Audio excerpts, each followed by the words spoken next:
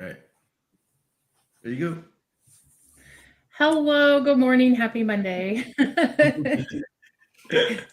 Thank you for joining us. Those of you that are here, I love you. Thank you. And I wanted to introduce one of our new speakers for SEO Spring Training, but a really amazing person that I think that you guys are going to totally fall in love with, like I have.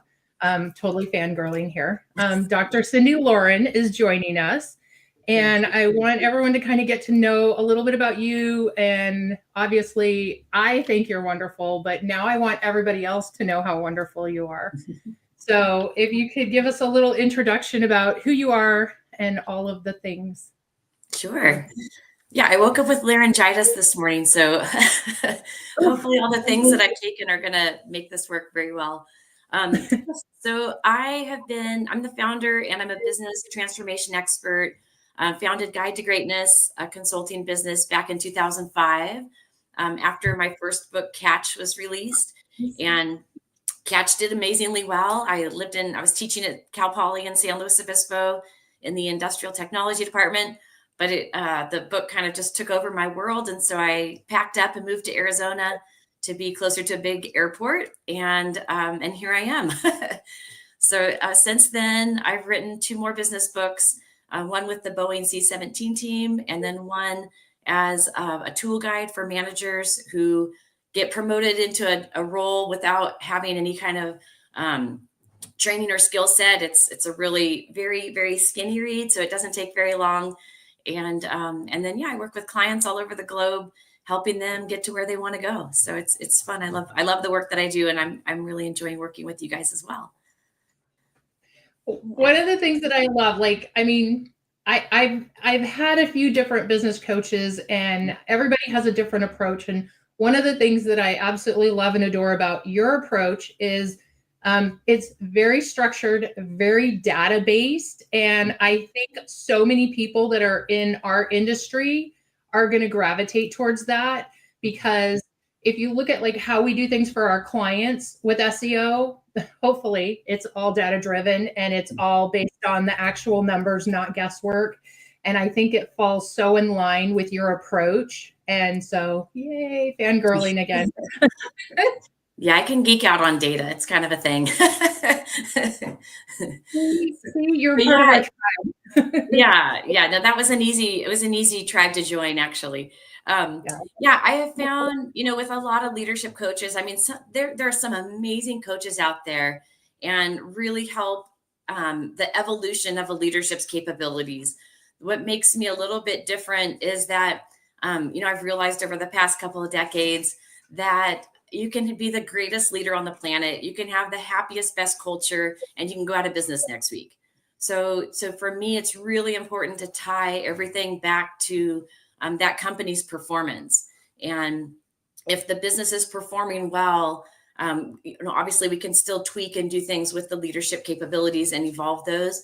But honestly, I want to make sure that the business itself is healthy and well, so that everyone on the team can engage and know where they're going. This is, oftentimes I'll say, how often, if we went to the Super Bowl yesterday, let's say we were fortunate enough to have tickets and there's no scoreboard, how long would we stay sitting in the audience? We, just watching people running back and forth. But in business, the senior leadership team, they may know all the data, they may have their own dashboard, but we expect people to bounce out of bed and, come to work being excited without any dashboard, any scoreboard, knowing, what inning is it? Where are we? Is it halftime? Is it, I actually just blended baseball and football there, but good catch. Yeah. So where are we with the game of business? And so I always ensure that my clients have a data dashboard for, the top level, which most have to some extent, but that every function within the business knows how the work that they're doing is aligned to and contributes to the business's success. And then you get real engagement because people are excited that they're winning, or they see that we're not, and they know when to lean in and help the business be more successful. So to me, numbers are everything. Yeah, no, and I love that. And one of our other speakers, Mads Singers, he's very big on creating a culture with your employees, and it's all a collective group. It's not, traditionally we've all had jobs where like you have the management, you have the ownership, and then you have all the little peons and like, we're the little worker bees and stuff like that. But I like how you absolutely bring the employees in, that it is a collective group effort, because I feel that that's the best way to succeed.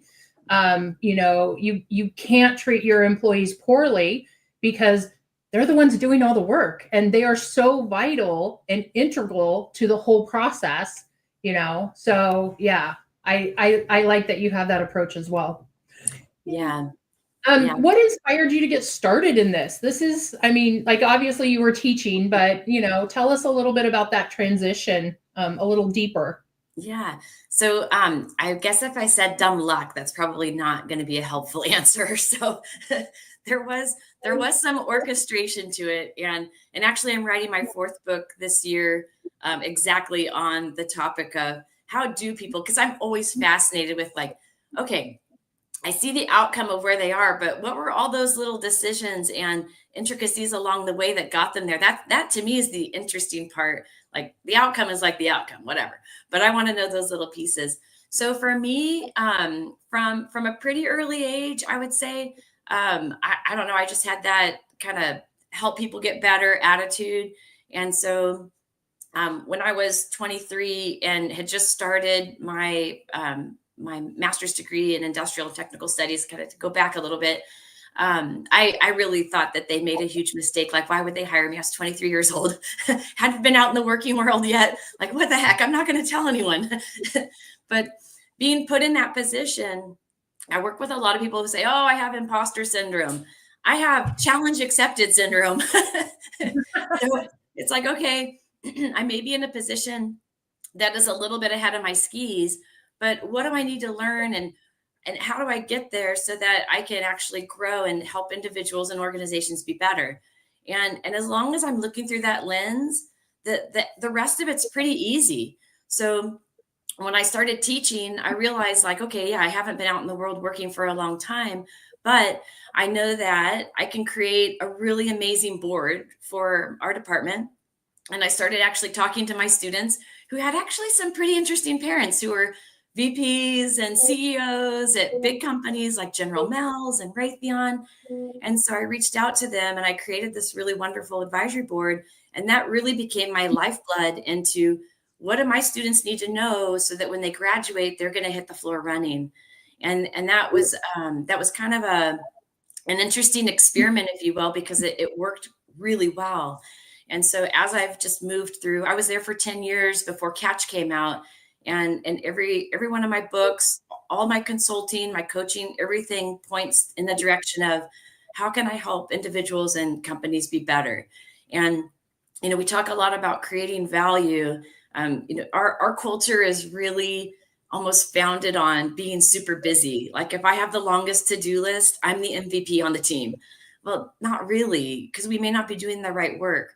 So I like helping individuals recognize, are you doing the right work? Are you solving problems and fulfilling needs for people around you? And that's really just been, my life's calling. I'm trying to get my daughter to do that as well. She just got a new job. She started working when she was 15. I was like, go girl, whoa, get out there. And then she got fired a year later and she was crying and upset and, oh, Mom, I got fired. I'm like, congratulations. You got it out of the way. Let's go.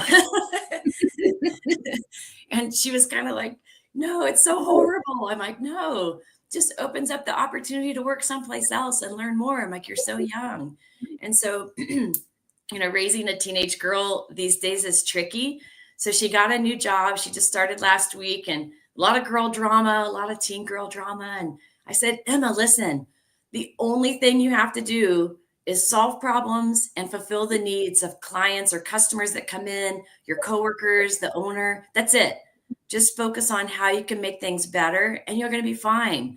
And so, she went in and yeah, she's doing great. She's excited about it. And I said, and don't worry if it doesn't work out. There are lots and lots of opportunities out there. So just do your best. And that's the best you can do. So that's just my hardwiring. I love that. Yeah, it's fun watching kids go through the whole hiring and firing phase of their new life. They get crushed so easily, but then realize that, hopefully they realize something better is around the corner. But we've Yeah, all been there. I we've think I all got been fired there. from my first 3 jobs, and mainly just because I just didn't want to go to work one day, and Yeah. had nothing to do with anything. Once I got to the job, it was like, I just don't want to go. Yeah. Yeah. I've been fired a few times myself, and mine's because I think I asked too many questions. It's like, why are we doing this? This doesn't make any sense. Should we try doing something different? It's like, get her out of here, man. Even companies that have hired me to make things better, it's really funny because it opened up this whole, I'm a deep thinker. I like really going deep in my head and sort of thinking about basic human truths. And when those things happen, I'm like, why, if I'm hired to make things better and I'm making things better, why are they not happy? And so what I kind of realized is I believe, contrary to, I guess, normal thinking, I don't think people are actually afraid to fail. When we fail, nothing changes. We have what we had before. But when we succeed, everything changes. So when I work with individuals and coaching and when I consult with businesses, I always kind of have that in the back of my head because I'll start seeing some symptoms of self-sabotage, if you will. And I have to address it right away because that really bears a conversation around, okay, if we really win, we really hit it out of the park, everything's going to change. Are you guys ready for that? And oftentimes we're not. So, that's one of the things I think too, that is super important about helping individuals and organizations get better is, yeah, they want it, but are you ready for the new whatever that shows up? Because that's an adjustment. Well, that was one of the first things I learned when I started doing SEO is making sure, and obviously back 10 years ago, things happened much quicker, but making sure that the business can handle what's getting ready to come. Right. It's, I tell this story, like the third or fourth client I took on, they actually it actually hurt them because they were not ready at all. And they're wanting me to undo stuff. And it's like, unless we're doing paid ads, there's really nothing to undo. And I don't ever know what happened with them. I think they're still around, but it was a struggle for them because it was in home services. They didn't have the staff. They didn't have a truck. They didn't have all the things. Yeah. And it happened literally in about 3 weeks. And I kept telling them, guys, something's going to happen here. You guys need to be ready for this. And, and I understand business owners not wanting to put capital into something that hasn't happened yet. Yeah. But, it's a real thing, especially when you start marketing and going a different direction for success, then you need to make sure you're ready for it, Yeah. And I love that. That's awesome. Yeah. That is how I basically, when people say, so you're another consultant, what do you do? Like, what makes you different? So to me, that's a great segue, Terry, because I always say, I look at business like a horse race, and you've got the growth horse and you have the infrastructure horse, all the things, the capacity, fulfillment, whatever you want to call it, operations. And most clients that I meet are like, oh, always hungry. We're always hungry. And I'm like, whoa, whoa, whoa. Here's the horse race. These horses have to stay neck and neck, because if growth gets too far ahead of infrastructure, we're going to have problems. If infrastructure gets too far ahead of growth, we're going to have problems. So, the superpower, I think that's really helpful for CEOs and business leaders to learn is that it's knowing when to shift time, energy, and resources from one horse to the other. So and it's this constant neck and neck.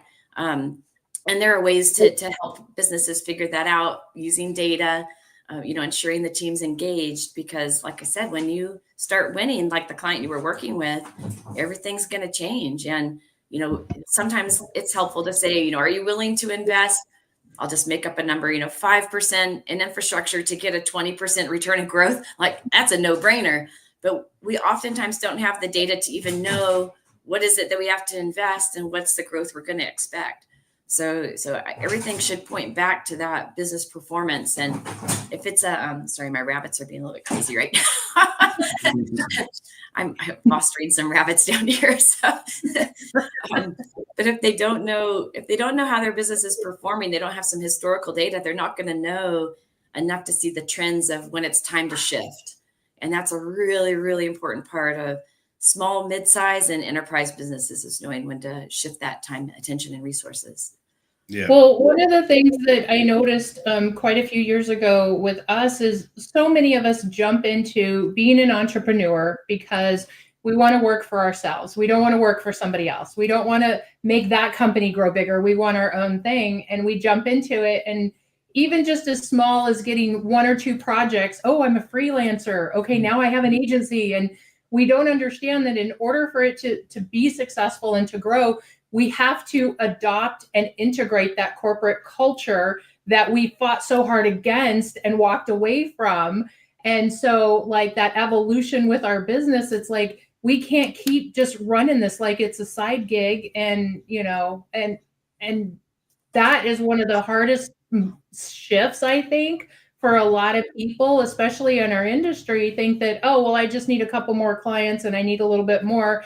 And then you're like, oh crap, now I have to like hire a VA and I have to do this. And like, and then you get to a point where you're, you know, so far into it and hip deep in all of the things. And you're like, okay, now I need my corporate structure that I fought so hard against. So I want to encourage people to embrace that. It's not anything to push back against, I guess. Yeah, and I think you bring up an excellent point, because that is where some of that resistance starts to show up. I mean, I was working with a client who had been in business for about 7 years and they were still claiming to be a startup. And I'm like, no, there are stages to the organizational life cycle. You know, there's about 6 different stages, and with each stage comes a crisis that cause us to have to move into the next stage. And if you're kicking and fighting and screaming about that next stage because you don't want to feel too corporate, then you're going to stay with all the chaos and the craziness that you're fighting against as well. So you end up putting yourself in this interesting spot where it's like, I know I need to grow, but I don't want to be like that. And I love this, but I also can't manage the chaos anymore. And so I oftentimes have to work with founders to sort of, you know, let other people babysit the baby. Let other people come in and add their 2 cents and really get us moving into the next phase. But we don't have to become the corporate thing that we were fighting with our small businesses. You know, when we can identify what are those core values that are most important to us, and how does that show up in terms of like observable behaviors, not just we value integrity, we love it. What does that mean? How do I show that as a worker? So we can, you know, ease ourselves into structure, discipline, shared accountability without having to be that corporate, you know, monster that we're trying to avoid, unless that's what we want to be. That's cool too, as long as it's successful. Yeah, I mean, that's one of the things. Elisabeth a year ago got me into the, you know, podcast for growth and all this stuff, and so thankful for it. But, you know, one of the things that I've really noticed, especially about me, is that the negative talk and self-thought is a killer. It'll stop it. It'll, you know, like when you just mentioned, you know, the whole idea of, you know, saying that you're still a startup 7 years later, that's a block. That's a mental block for growth. You know, just that talk, just that thought process, you know, and in the next sentence you say, yeah, I want to grow to 7 figures next year. Well, you know, you've got a struggle going on, you know, and that's one of the biggest things that I've been getting out of these podcasts is that I do it. It's self-sabotage. It is. You know, quit sabotaging yourself in your head. Yeah. Yeah. Well, and I think when you can paint the picture of what it looks like or what you want it to look like in that next stage of the life cycle, and you're super clear on that, and you share that with everyone around you, it's a lot easier to ease into it than that sort of struggle between, I can't deal with the chaos anymore, but I also don't want to be this, you know, so strict and so structured that we can't have that creativity and that innovation, and you can build both at the same time. Again, I'll go back to data. That's super helpful in those situations, because then you're able to track in real time if you're progressing toward that, you know, that end state that you want to get to at the next level. Mm-hmm. Yeah, I sort of figured this one out when Catch came out, because like I had mentioned, moving to Arizona because of it. I was pretty happy at Cal Poly. That was a pretty good gig. And when I wrote the book, I expected it to be successful, but I didn't expect it to be as successful as it was. And I found myself sabotaging the progress of the book itself. And so I had to really come clear with, okay, let's say this becomes a wild bestseller, which it did. You know, what does that mean? And what it meant for me was 70 speaking engagements in 2005. That was hard. That was really, really hard. The next year I had 40. It was easy to go, man, I don't want to do this anymore. But then challenge accepted kicked in. It's like, I'm going to do this, whatever it takes. Because the window only stays open for so long, the window of opportunity. And really that's what the book that I'm working on this year, it's about how do we best leverage and see those opportunities when they're in front of us, so we don't sabotage the success that can come from it, but we can embrace it and move into it, knowing that that window is not going to be open forever. You know, get it while it's hot, because like I said, it could change, and sometimes that's okay too. We can miss one opportunity for another one to show up, but we have to be intentional about it. I guess that's the kicker. Mm-hmm. For sure.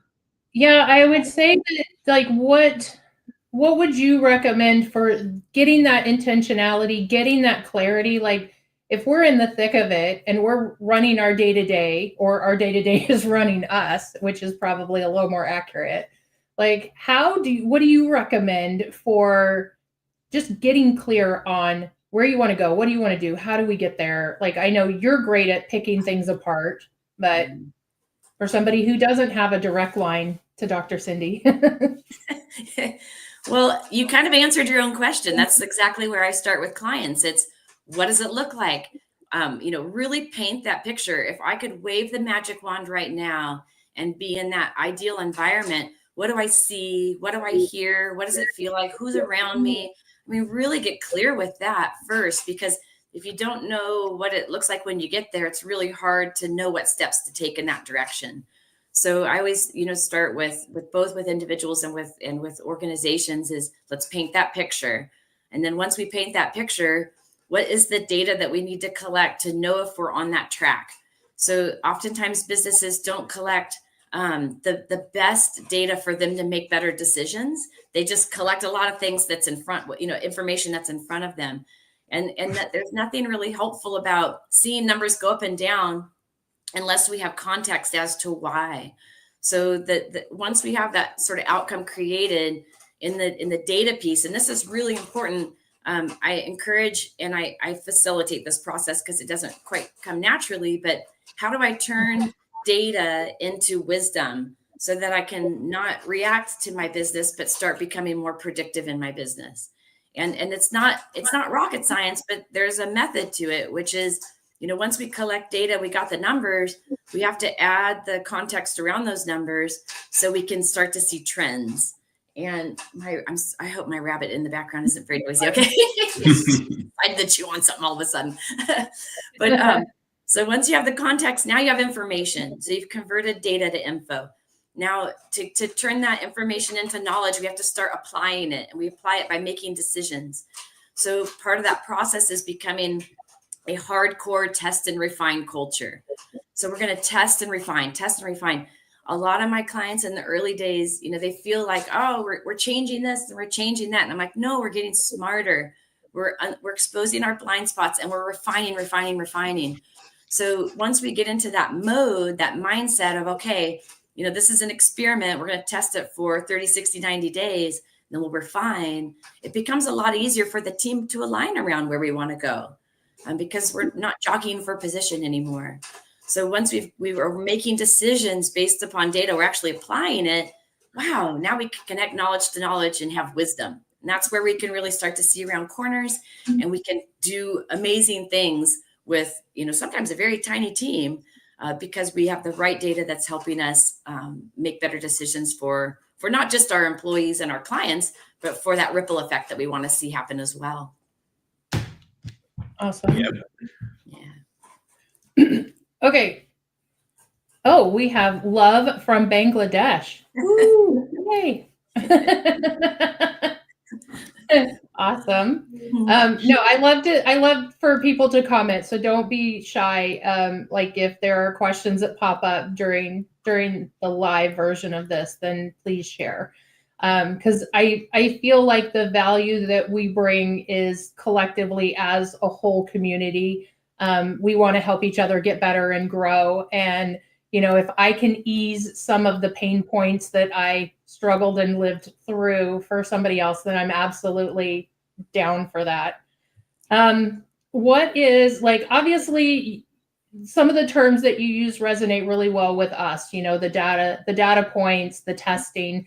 Those are terms that we consistently use in our industry because of the fact that we can't make guesswork, with our clients and the goals that we want to make. We also try to clarify, for our clients, what does your business look like when you're winning? What are your goals? How do you want to get there? And again, maintain that steady, can you fulfill? Because Terry is always one to say, there's nothing worse than not having enough clients unless it's having too many clients and you can't take care of them. So I feel like there's a huge alignment with everything. On a personal note, what is a fun or surprising fact that people may not know about you, other than the rabbits, right? Well, I think people who know me know that. So I have had a horse. I just actually put my horse down a couple of weeks ago. I had my horse for 30 years, and it's funny, a lot of the deep thinking and solutions to very complex business problems and culture and leadership and all of those things came about from just hanging with my horse. So a lot of people don't know that. And yeah, I'm sure that they'll, and I just built a barn last year, a barn house, so that we could be on the same property. So now I'm looking for my, the next chapter and what that looks like for me to still have that ability to, now I go mow and I work in the garden, and that helps me think deeply, but it's not quite the same. But yeah, that, and I think, I don't know, the traveling internationally, I think, is something that I've done a lot of. I don't talk about that very much, but I think, anytime people get an opportunity to be in a different culture and understand how they think and what's important to them, it really opens up our minds to, wow, we're really more similar than we are different. So I think that's something else that's inspiring.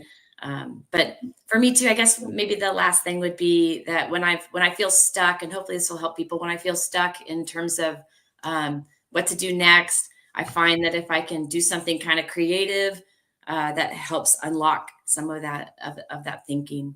So, but we're all hardwired differently, and people have different solutions to getting to that place to think. There's so much noise in the world. Elizabeth, you hear me talking about this a lot. Like, I don't want to contribute to the noise. I want to speak. I want to write when I have something that's of value to people.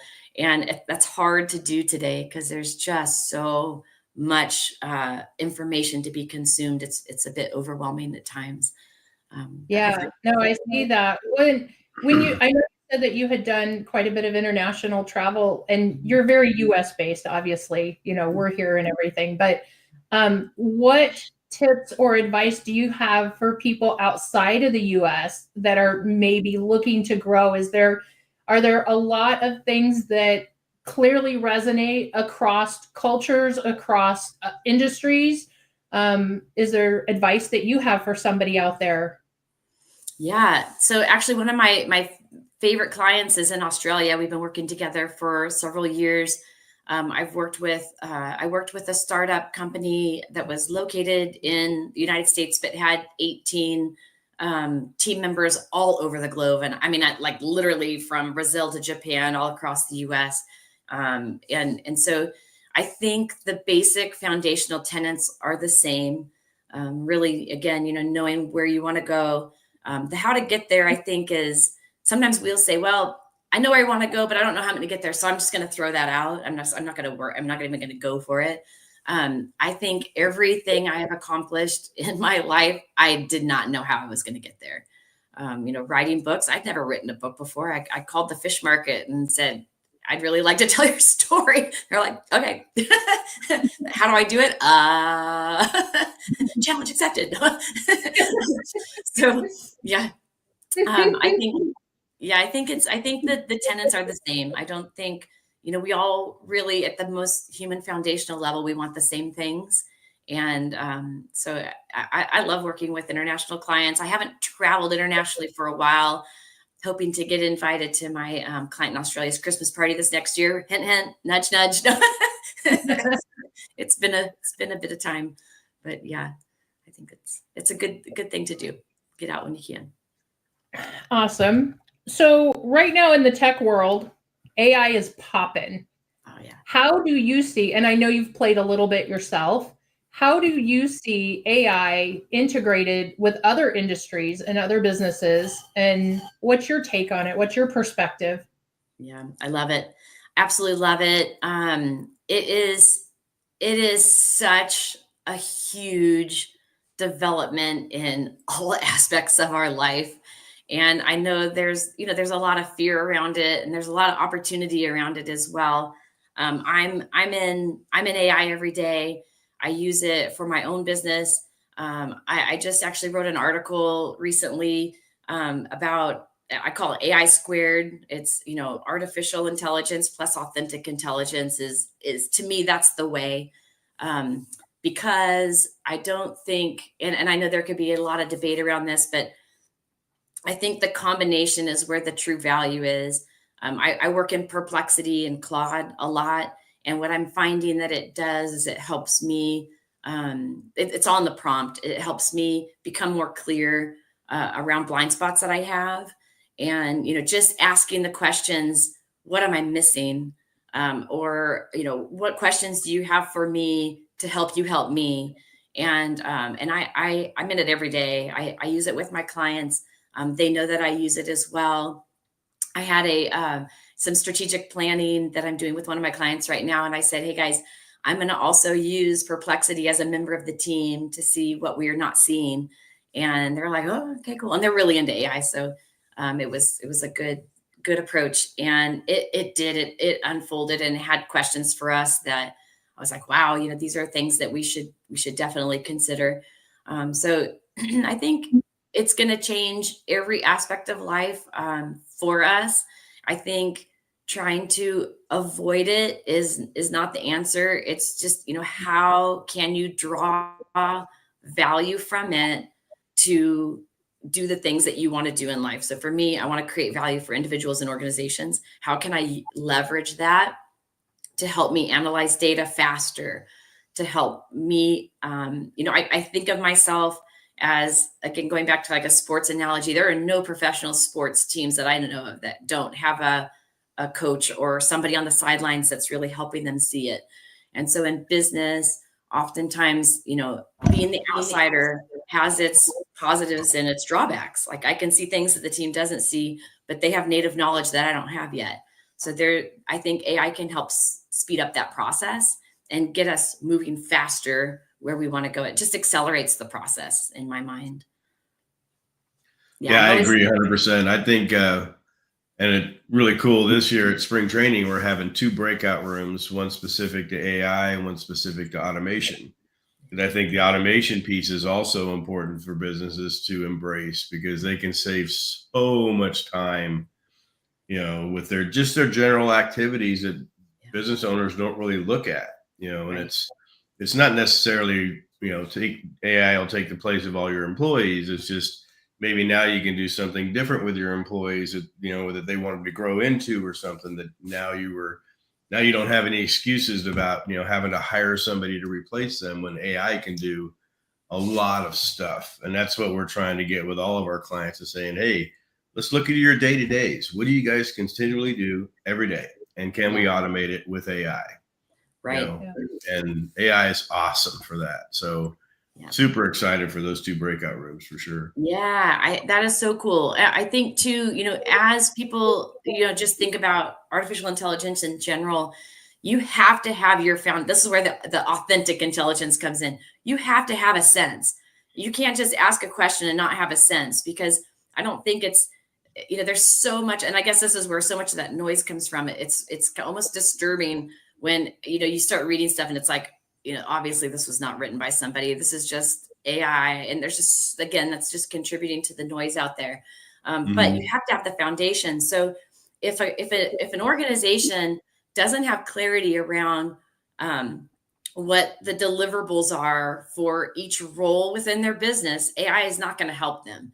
They have to understand that first. And just like you said, Terry, once you know that, then for each functional role, you can say, okay, how can we leverage this so that role has more purpose, can create more value. You can elevate your team members, not necessarily, replace them, get rid of them or whatnot. But I think you can just, you can elevate them to create more value because they know that role. And our artificial intelligence doesn't know the role. They're gonna take what they can and give you some stuff. But if you don't know your stuff, then it's like, okay, let's just try it. I think that's dangerous. So you got to know your stuff. 100% agree. Question for us: how can we use AI in local SEO? Which I think 90% of our base is around local SEO, local businesses. And where should it be applied? I think the biggest thing that I tell people about local SEO right now is to, again, AI is not going to give you the right person that's going to come out to your house and replace your roof. That's not where AI is. AI is more in tune to how long does a metal roof last? Those type of queries, those type of questions. So, and I really believe that it's all about the content you're writing today, because you want to write, I hate to say it this way, you want to write for the scrapers. So, which is AI. So, so you want to make sure that not only you answering the queries through People Also Ask or Google Search Console or all the different tools we have, is to then make sure that you're searching those queries yourself. Is there an AI response to that? If that AI response comes up, then you look and see where they got these responses from, because they're websites. Google doesn't have anything. So, do a little bit of research, especially when you start building out your content plan, and realize that, AI is going to become a part of it no matter what. But don't be so fearful that you think AI is now going to replace a search query for a user that's got a problem with their house. That's not where AI, in my opinion, I don't think AI, if it ever gets there, it's going to be a while, just because of, how's AI going to know which roofer is the closest to me? Maybe. And then how is AI going to know that this roofer is going to answer their phone? I mean, there's so many different variables around local SEO, but your content is key. That's the whole thing. So write about People Also Ask, write about, queries that people are already searching for, and just don't reinvent the wheel, but pay attention to what those queries are. And if AI comes up to it, spend a little bit of time in research and say, okay, it pulled a sentence from this site, it pulled a sentence from this site, so try to reverse engineer the results of it. And Bing is a little bit easier because Bing is Chat GPT. And I think Google's still way behind that portion of it, but check everything. So, but don't let it freak you out. Don't let it cripple you, and don't let it, spend 10 hours a day trying to figure out, is my plumber going to lose business because of AI? So that's my suggestion. Yeah, it's good. But good question. Ask questions away anytime you guys want to talk about it. So yeah, all right, we already talked a little bit about spring training. Let's pop into that topic. Okay. What would you like to talk about spring training, Mr. Terry? Well, we do have a payment plan for tickets for all levels. We've never done this before in the 6 years we've been doing this conference. But we've had a lot of people request it. So, and it's very popular. So you only have until the end of the month because of the way the payments are set up. You have to be paid up before April 23rd, before the conference is on the 1st. So take advantage of the payment options. If you're having cash flow things or whatever, that's the whole reason we did it. We're all small businesses. But it is for all ticket levels. The VIP is getting close to being sold out. So if you're interested in the VIP, which we definitely highly encourage because of the networking that we get to do with that event. but don't sleep on this stuff. So we're excited about the ticket payments. We started talking about it as soon as spring training ended last year, how we can do that. But it seems to be working. People are gravitating to it, but I think I think we're almost caught up on the website as far as the speakers. I do have one slot left. I'm just waiting for, I'm going to get together with the speaker group and see, which spot we fling in there, or I just turn around and have another panel or something, an SEO panel. But anyways, Elizabeth, tell them about all the other junk. All the other junk, yeah. So as everyone knows, Terry's in charge of speakers and schedule, and I'm pretty much in charge of everything else. So, we have it structured. I have my whiteboard here of all the details. Thursday, May 1st, we have a VIP mastermind. Hold on. You're forgetting the golf on the 29th. I am forgetting the golf on it's April 30th. There is a small group of people that consistently like to come in early and golf. That's Terry's favorite part of it, because him and the boys and a few people, they just go out. It's casual. It's nothing too aggressive. So you don't necessarily have to be really good at golf, but just come out and hang out. So from probably, 7 to 1, it's right there on the hotel. San Marcos Golf Course is right there at the Crown Plaza in downtown Chandler. And so they're going to hang out and do golf. Nothing scheduled for Wednesday afternoon. Thursday, we have a private mastermind for the VIP and speakers. We have a private game day, fun day for the VIPs. We always try to do something to encourage networking, get to know everybody. It is our VIP and our speakers so that you can mix and mingle and connect and get to know everybody. And then the evening of Thursday night is our welcome reception, and that is every ticket level, every person that's involved. We want to just basically say thank you, welcome. And so it's kind of a little mixer. Appetizers, cash bar, the usual. And then Friday and Saturday, we have main stage in the morning. We have a little bit of a larger lunch break. And then there's tons of restaurants and places to grab food all around, more networking opportunities. And then the afternoons, Friday and Saturday, we have our breakout sessions that's where you go into the individual rooms and then dig in deep. If you want to do agency growth, we've got people like Dr. Cyndi in there to help you get some clarity, get some structure, and get some data to move forward. We've got our AI, we've got our automations. And what's the other one? Local SEO. Is that your fourth? Yeah, local SEO. Okay. And then Sunday, main stage in the morning. And then at lunchtime, conference is over, unless, of course, you are the tech mastermind, VIP and speakers. We've got the tech mastermind scheduled for Sunday afternoon. I know we've debated before about, do we do tech mastermind after the conference? Do we do it before? One of the reasons why we wanted to do it Sunday afternoon was to build on everything that people are learning throughout the conference, because I find that, that way you may be exposed to, a process, a procedure, or, an innovation that you're like, okay, it'll start your wheels thinking, it'll get the creativity going. And so then the tech mastermind is always closed, non-recorded, but it's a basic free-for-all of what can we do with tech? What have you done? What have you seen? How can we tweak this? And that is always, always, always a fan favorite, besides the VIP. But so that's a little bit about that. What other questions do you have, Terry, or anything else you want to share about spring training? Not much. We're I think the official launch is, hopefully this week. But we've always been launched and ready. We were just trying to get some things finalized with the hotel, the schedule, obviously some of the speakers. We got speakers coming from all over the globe, so we had to get those all set up and ready.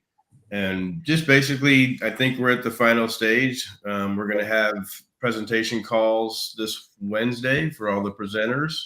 And then that should just kind of kick everything off with, all the different marketing and stuff that the speakers are going to do to their own groups and stuff. But we're really looking forward to it. I'm going to have an affiliate panel, which is probably one of the things that I've always wanted to do, especially nowadays with the affiliate marketing type systems getting pretty hammered as far as, affiliates are dead, blah, blah, blah.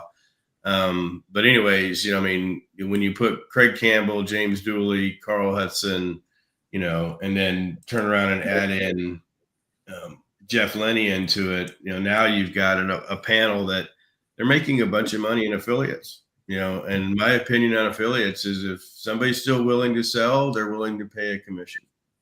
Affiliates not dead. Maybe affiliates with Amazon might be tougher, but if somebody's willing to pay you to go out and market their products, that's affiliate.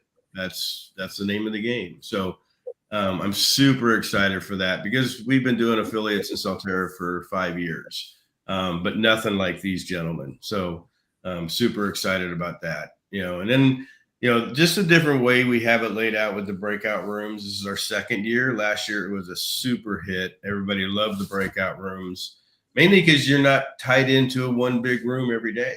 You have the flexibility to go wherever you want or not go. There's no pressure, so when everybody's in one big room for 2 or 3 days, you feel pressured not showing up or, being on time and all that stuff. Well, we wanted in the afternoon to say, hey, if you don't want to go and you want to network with a friend, go do that. There's no set schedule as far as you have to be someplace. So that's the reason why I think the breakout rooms were so great. And again, I don't think as of right now, we're going to record everything, but we're not going to sell recordings, but we're recording for the speakers. So the speakers need some of their own stuff, or if we need to do B-roll or whatever for marketing next year or whatever. But so as far as right now, we are not going to live stream at all. That was, in my opinion, a nightmare last year. And we just, I'm sorry, we're just not going to live stream. So, if you want to see it, come. That's what I can tell you. So there's, 2.5 months until our event. We know it's going to sell out. We do have some extra room in the room itself in case we do get sold out. Because I really don't want to turn anybody away, but don't wait on this because, like I said, we've got this powerhouse speakers coming in, presenters, and it's really going to be freaking awesome. Then, of course, we have the golf day. We have to dust off the clubs. I didn't know about the golf.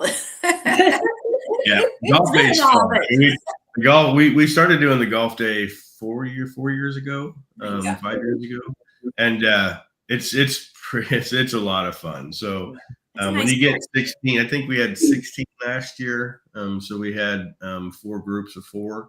Cool. But yeah, it's just a lot of fun. We just go out and we network. We hit the golf ball around, meet afterwards for lunch, and spend basically the day together, doing nothing but golf. Cool. Well, and I kind of refer to it as choose your own adventure, because the way the breakout rooms are set up, a couple of years ago, we tried it where we had one day, which was SEO, the second day, which was agency growth. And that's our focus. Like we're focused on growing and scaling. And so I just assumed everybody else would too. And we did get a little pushback from that because not everybody's in the same space. So by offering the breakout rooms, choose your own adventure. Where do you want to go? What do you want to be? How do you want to make it happen? And, we'll be here to facilitate that and, give everybody what they need because there was some great response to the agency growth, but then there was also some not so great response. And so I leave it all up to the individuals. I want you guys to get absolutely everything you can out of the event. And so that's why we do these multiple offerings, so I think that I'm pretty excited, obviously, Cyndi, to have you and, be a part of the spring training team. Excited. Thanks. Yeah. So it's going to be fun. Yeah, I think it's really going to be, it's important, to be able to offer people different areas of their growth, or maybe even they're not thinking of that yet, but they need to at least get it on the back burner. So I find a lot of people, especially when I was doing a lot of mentoring, is that you're just not ready for it, and we're guilty of this all day long. I tell people all the time, when you have a really, really good month, and then now you look at your employees and really realize that you need to hire, well, maybe you should have hired earlier, because now you got to hire and train. And, at least in our process, it takes 2 or 3 weeks before we even put you on a project. And that's time. So, and we're not the best at that as far as forecasting and stuff. We're trying to be, but, again, that's what I like about people like Dr. Cyndi and all the different people that talk about growth, is because it is so important that you're ready for it. Yeah. So important, because if you're not, I'm sorry, you're going to struggle. One of my favorite stories is Monique's going to be speaking too. She built her agency with sales, and they didn't know how to do SEO and fulfillment. So by the time they had some people, they were freaking out. So, and some people say, well, that's a good thing to have. Well, it is, as long as you have a plan. It's not if you're just staying up all night trying to maintain 10 clients by yourself, and you're going to get burned out very, very quickly. Yeah, or not be able to deliver, and then it's so much harder to get them back versus finding someone new. So yeah, I'm with you on that one. Mm-hmm. You had talked before, Cyndi, about like your daughter, like, yay, you're fired, you got that out of the way. What was one of the defining moments in like your career that really maybe you turned it around? It didn't sound like a blessing or feel like a blessing in the beginning, but it turned into one.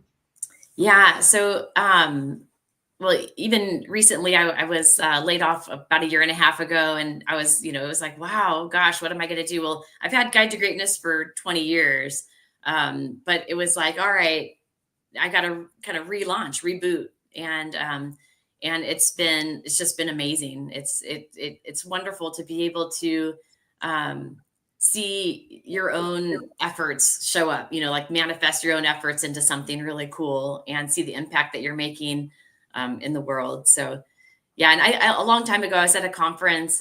I used to be in a group. I still am in the group, but I haven't been able to attend for a while. It's the Into In Thinking Network. And Russell Akoff, who was a hero of mine many years ago, he and I were talking, and I had told him that I was still at Cal Poly, and there was a dean that was trying to fire me for like 3 years. And I was like, man, this is taking a toll on me. And he's like, you're doing something right. And I just thought, oh, what a different way to look at this. I'd been thinking like, what am I doing wrong? I'm just trying to make things better. And he's like, you're doing something right. He's like, just keep pushing. And that was a really, probably a pivot in my path to know when those times show up, just to know, I'm being true to what I believe, and I'm going to move forward. So where do you get support? Like if you're supporting all these other companies and all these businesses, where do you draw that from? Yeah, that's a really good question. It used to be my horse. No, no. I actually, for me, it's, I have a small group of colleagues that I can reach out to and bounce ideas off of them, but peer groups are really, really important.